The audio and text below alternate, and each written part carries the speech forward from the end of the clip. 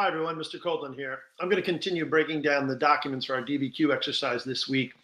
And I just want to quickly remind you of the prompt and what we're trying to focus on. So the prompt says here, evaluate the extent to which religious ideas of the Second Great Awakening shaped reform movements in the first half of the 19th century.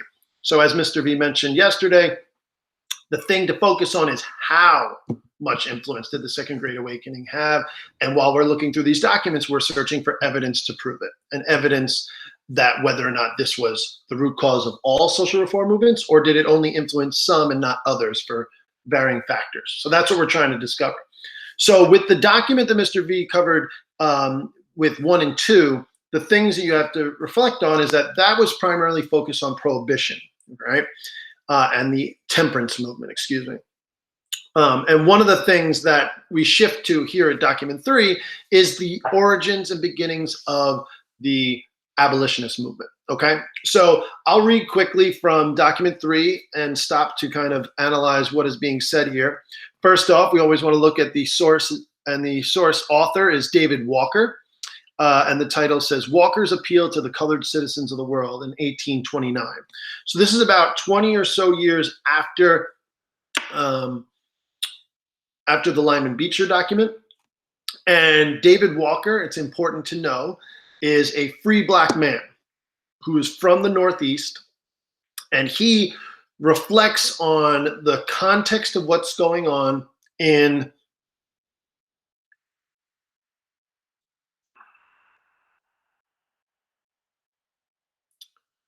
the broader social movements of this time.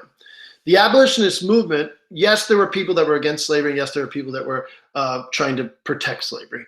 But within the abolitionist movement, there are people that were saying things like, well, slavery is bad. Yes, we can see this. But clearly we can't coexist amongst the races because they believed in white supremacy. And that the action between the races, the assimilation, would never be possible because of the supremacist views that they had. And so there were people that were protecting slavery that made the arguments that slavery was a positive good, like John C. Calhoun.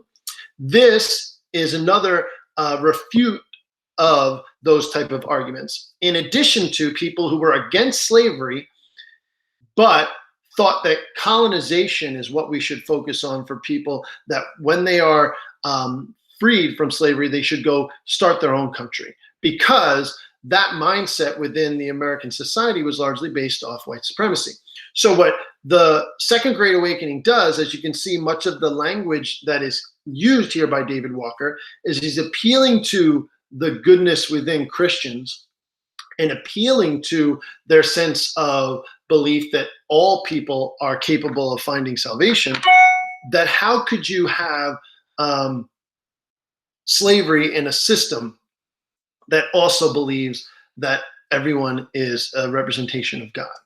All right, so what he does here is he goes after and is very much one of the more radical voices in the beginning of the abolitionist movement, which then also inspires others after him, like William Lloyd Garrison. But what he does here is he tries to point out to those that would say that Black people are not deserving of their freedom, and that they are in better position to stay in slavery because of how they are treated. So he is very direct in his call to action for both Black free men as well as those that are enslaved. Men of color who are also of sense, for you particularly is my appeal designed. I call upon you therefore to cast your eyes upon the wretchedness of your brethren, and to do your utmost to enlighten them. Go to work and enlighten your brethren. Let the Lord see you doing what you can to rescue them and yourselves from degradation. Right? So implying that what you'll be doing is good work. The Second Great Awakening was largely about how can you make your world better.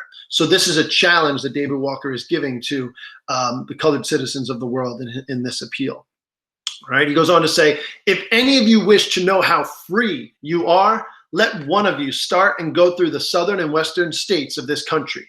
And unless you travel as a slave to a white man, or have your free papers, which if you are not careful, they will get from you, if they do not take you up and put you in jail, and if you cannot give good evidence of your freedom, sell you into internal slavery, I am not a living man, or any man of color, immaterial of who he is or where he has came from. The white Christians of America will serve him the same. They will sink him into wretchedness and degradation forever while he lives. So this is really a focus on saying that if you simply believe that people are going to one day wake up and realize, oh my God, slavery is this terrible institution. How can we call ourselves Christians? Shame on us. He's saying that's not going to happen. You need to agitate things. You need to challenge what is going on in our system, challenge what's going on within our government, challenge Christians all across our country, why this is something that cannot stand. And if you're waiting on the goodwill of the white Christians, that's not going to come without an agitation from you yourselves. So he's calling on many of the free black population in the North, as well as, if they can get this message to some of the men and women who are enslaved, this could potentially call for a call to action or some type of movement like we see with the slave rebellions in this era. All right, so this is something that was viewed very harshly by those that were pro-slavery, that this was incredibly irresponsible and radical.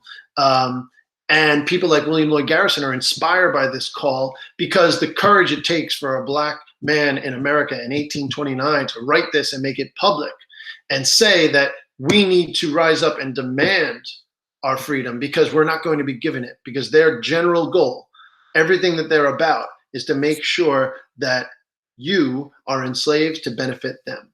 And this is strong language to support that cause.